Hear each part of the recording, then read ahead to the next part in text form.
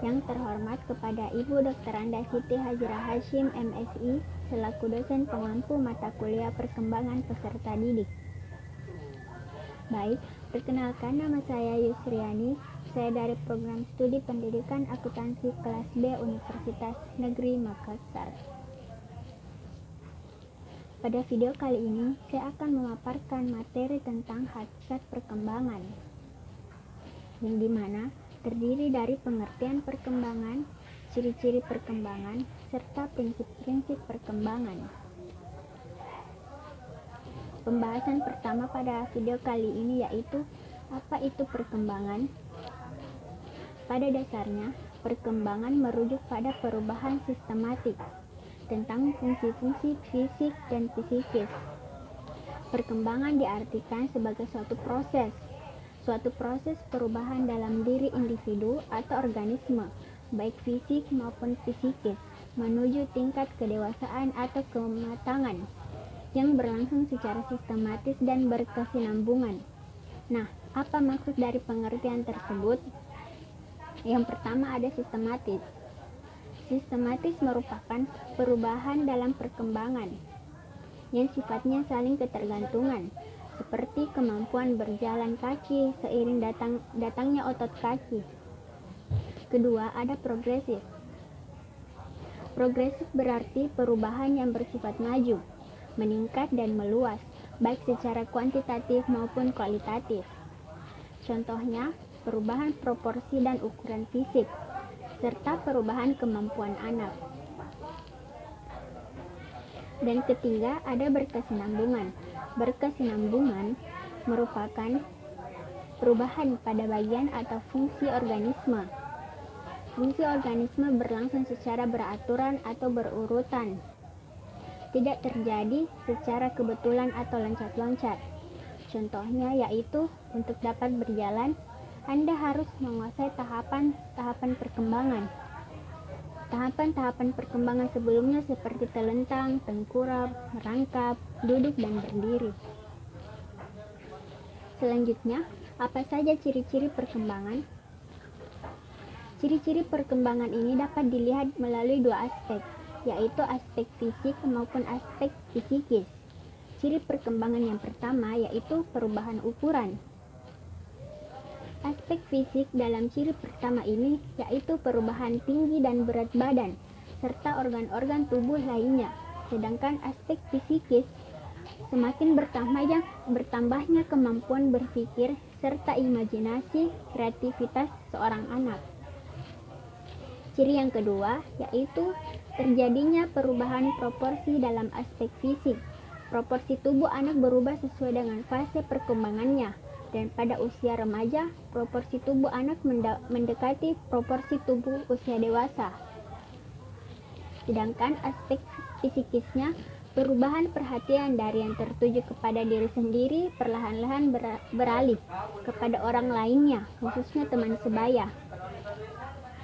Ciri ketiga yaitu lenyapnya tanda-tanda lama. Aspek fisik dari ciri ini yaitu lenyapnya kelenjar timus atau kelenjar anak-anak yang terletak pada bagian dada, serta lenyapnya rambut halus dan gigi susu. Sedangkan aspek psikisnya lenyapnya massa mengoceh dan merangkak. Ciri terakhir yaitu munculnya tanda-tanda baru. Aspek fisik dari ciri ini tumbuh dan pergantian gigi, serta matangnya organ-organ seksual pada usia remaja, baik primer maupun sekunder. Sedangkan aspek psikisnya berkembangnya rasa ingin tahu, terutama yang berhubungan dengan ilmu pengetahuan, lingkungan, nilai-nilai moral, dan agama. Selanjutnya, kita beralih ke prinsip-prinsip perkembangan. Yang pertama, ada perkembangan. Perkembangan merupakan proses yang tidak pernah berhenti. Dengan kata lain, never ending process. Artinya, individu secara terus-menerus berkembang atau berubah yang dipengaruhi oleh pengalaman atau belajar sepanjang hidupnya. Selanjutnya, ada semua aspek perkembangan saling mempengaruhi. Saling mempengaruhi artinya setiap Setiap aspek perkembangan individu baik fisik, intelektual, emosi, sosial maupun moral, spiritual, satu sama lain itu saling mempengaruhi. Pada umumnya, terdapat hubungan antar hubungan yang positif antara aspek-aspek tersebut. Seperti apabila perkembangan spiritualitas keagamaan anak kurang baik, maka anak akan berkembang menjadi seorang yang berkarakter atau berkepribadian yang tidak baik. Prinsip ketiga, perkembangan mengikuti pola atau arah tertentu.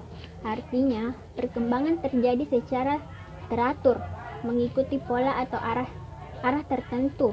Setiap perkembangan merupakan hasil perkembangan tahap sebelumnya dan merupakan syarat bagi perkembangan. Selanjutnya, pola perkembangan yang pertama itu ada cephalocaudal dan proximodistal. Cephalocaudal merupakan perkembangan yang dimulai dari kepala ke kaki, artinya bagian atas kemudian ke bawah, dan tidak mungkin terbalik. Sedangkan proximodistal merupakan perkembangan yang bergerak dari tengah seperti paru-paru dan jantung. Pola kedua yaitu struktur mendahului fungsi, yang berarti bahwa anggota tubuh individu akan berfungsi setelah matang strukturnya. Kemudian perkembangan itu berdiferensiasi, artinya bahwa perkembangan fisik maupun psikis berlangsung dari umum ke khusus. Kemudian pola keempat, perkembangan berlangsung dari konkret ke abstrak, yang berarti bahwa perkembangan itu berproses dari kemampuan berpikir konkret menuju ke abstrak. Objeknya tampak menuju ke tampak tak terlihat.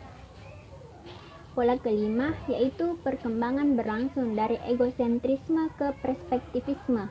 Artinya bahwa mulanya seorang anak hanya memperhatikan dirinya sebagai pusat, kemudian mulai bergaul dengan orang lain. Dengan itu sikap egosentris itu secara perlahan-lahan berubah menjadi perspektif, atau anak sudah mulai memperhatikan kepentingan orang lain. Pola terakhir yaitu perkembangan berlangsung dari out control ke inner control. Pada awalnya, anak sangat bergantung kepada pengawasan atau bantuan orang lain atau orang tua dalam memenuhi kebutuhan. Seiring dengan bertambahnya pengalaman dari pergaulan sosial tentang norma atau nilai-nilai, anak dapat mengembangkan kemampuannya untuk mengontrol tindakan atau perilaku oleh dirinya sendiri, yang disebut dengan inner control. Prinsip keempat yaitu perkembangan terjadi pada tempo yang berlainan. Perkembangan fisik dan psikis mencapai kematangannya terjadi pada waktu dan tempo yang berbeda. Ada yang cepat dan ada yang lambat. Selanjutnya, prinsip kelima, yaitu setiap fase perkembangan mempunyai ciri khas prinsip ini. Dijelaskan dengan contoh. Seperti contoh, sampai usia 2 tahun, anak memusatkan perhatiannya untuk menguasai gerak-gerik fisik dan belajar berbicara. Kemudian pada usia 3-6 tahun, perkembangan dipusatkan untuk menjadi manusia sosial atau belajar bergaul dengan orang lain. Dan prinsip yang terakhir, yaitu setiap individu yang normal akan mengalami tahapan atau fase perkembangan. Prinsip ini berarti bahwa dalam menjalani kehidupannya yang normal dan berusia panjang, individu akan mengalami masa atau fase perkembangan, mulai dari masa konsepsi, bayi, kanak-kanak, anak, remaja, dan dewasa. Itulah pemaparan hakikat perkembangan dari saya. Jika ada kesalahan pengucapan dalam pemaparan materi ini, mohon dimaafkan. Satu kata dari saya, anak adalah peniru terbaik. Jadi berikanlah mereka sesuatu yang hebat untuk ditiru. Sekian, terima kasih. Wassalamualaikum warahmatullahi wabarakatuh.